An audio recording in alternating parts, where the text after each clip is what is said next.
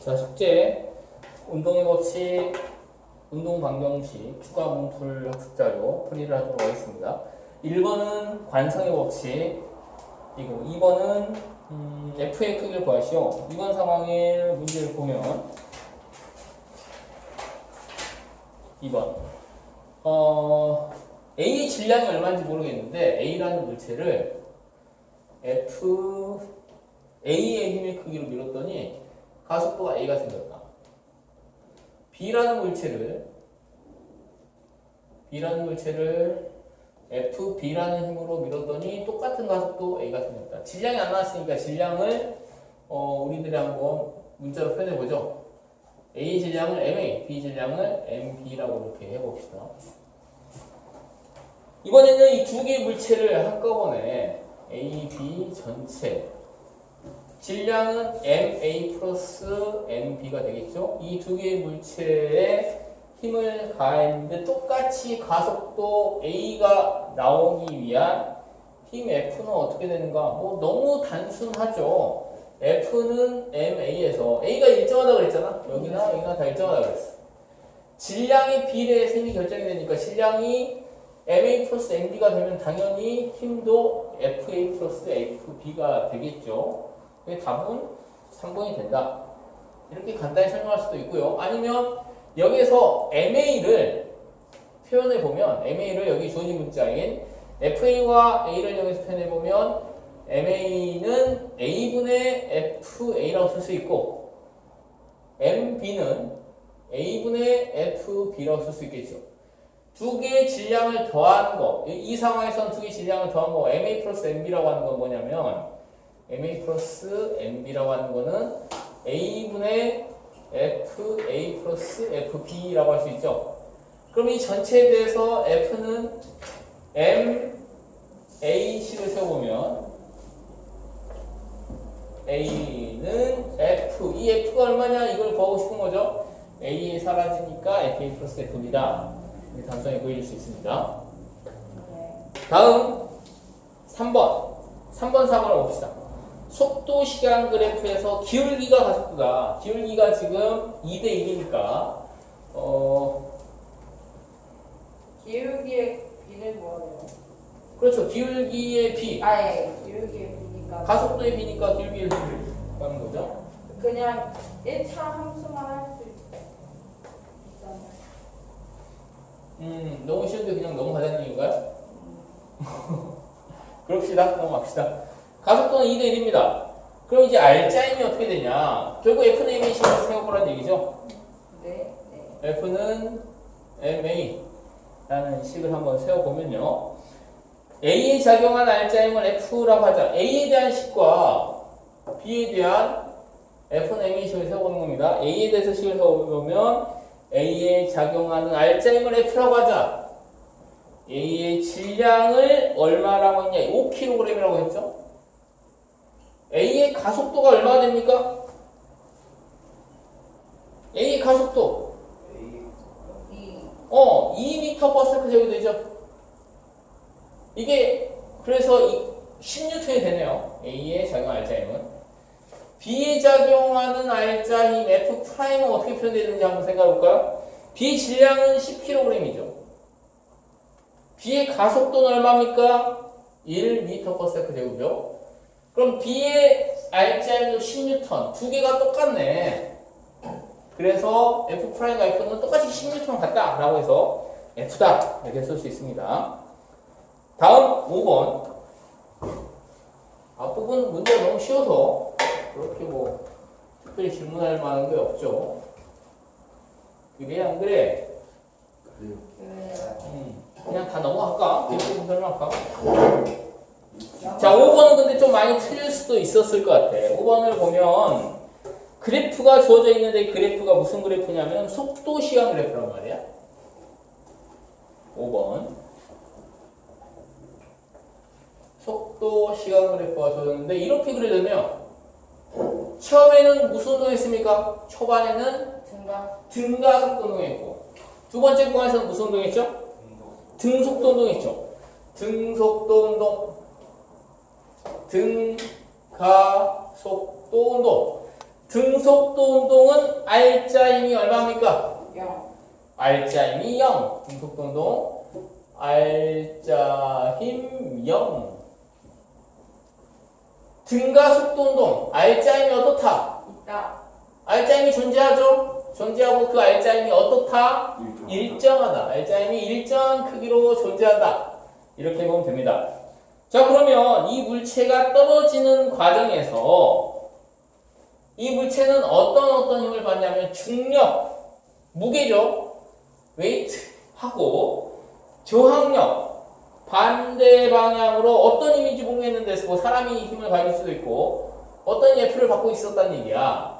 이 두 개만 실제 작용합니다. 그런데 T1이라는 시간대, 이때죠. 등가속도 운동하고 있는 이 과정에서 T1이라는 시간에서는 R자임이 존재하니까 W랑 F 중에 누가 더 크다는 얘기야?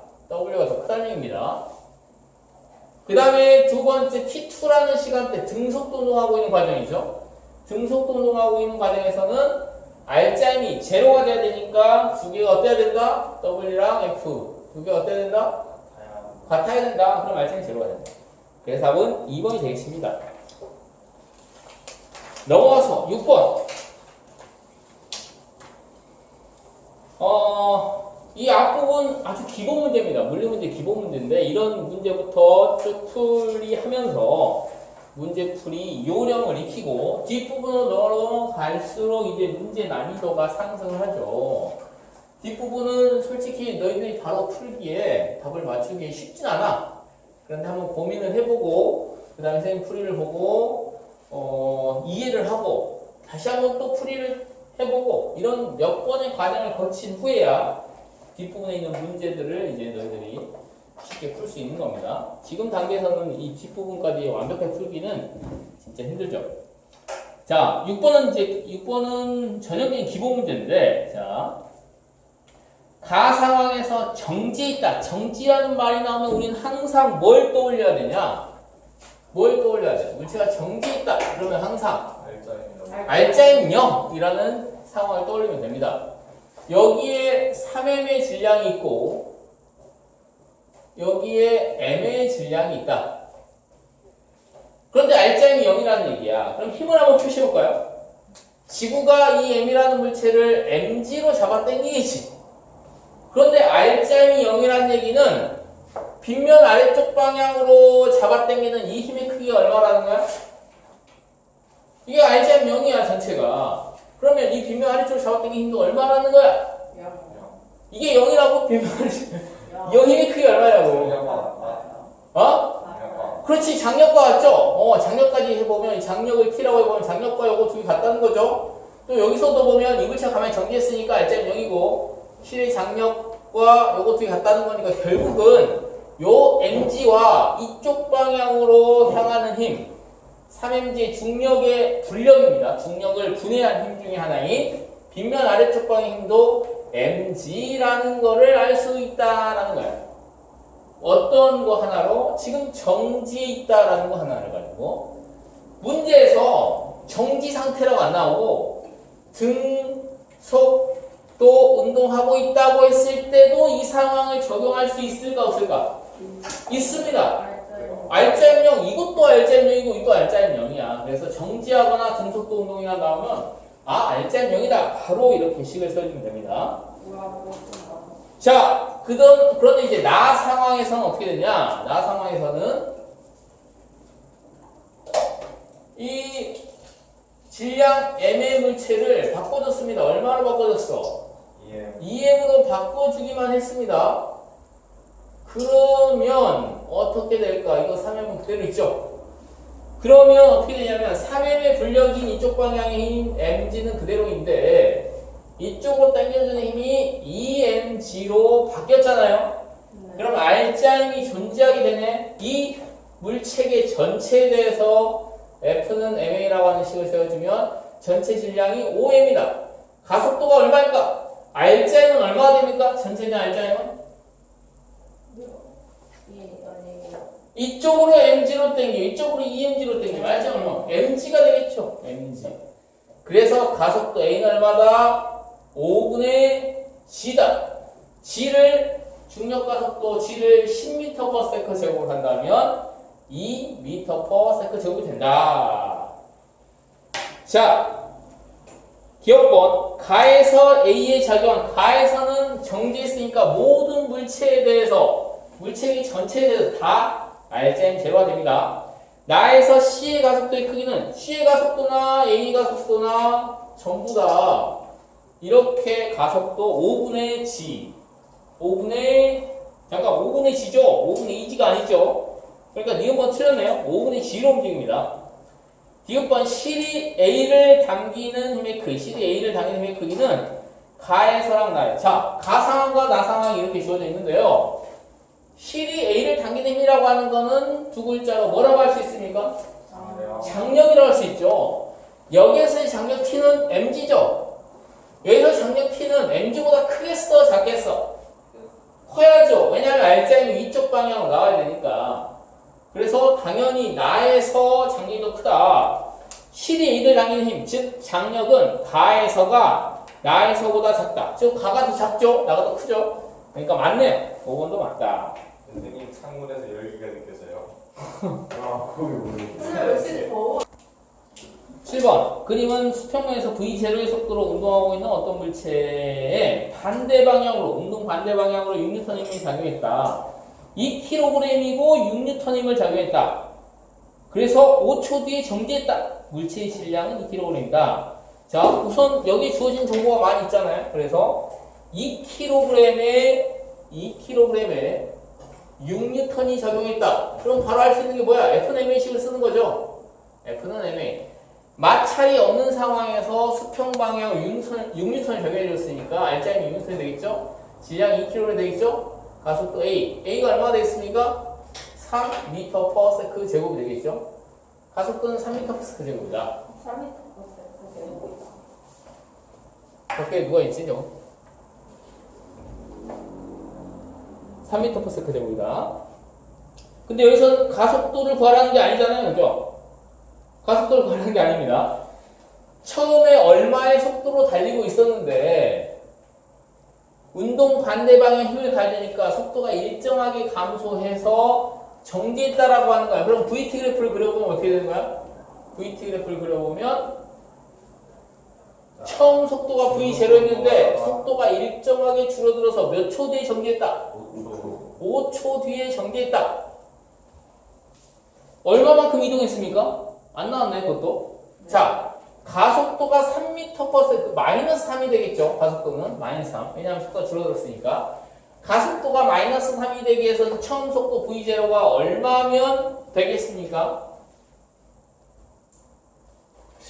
15m/s면 되겠죠. 15m/s면 5초 뒤에 속도가 0이 됐다. 그러면 걸린 시간분의 속도의 변화를 해서 가속도가 3 이렇게 나오겠죠. 그래서 처음 속도는 15m/s다 이렇게 말할 수 있습니다. 다음 네 들어오세요.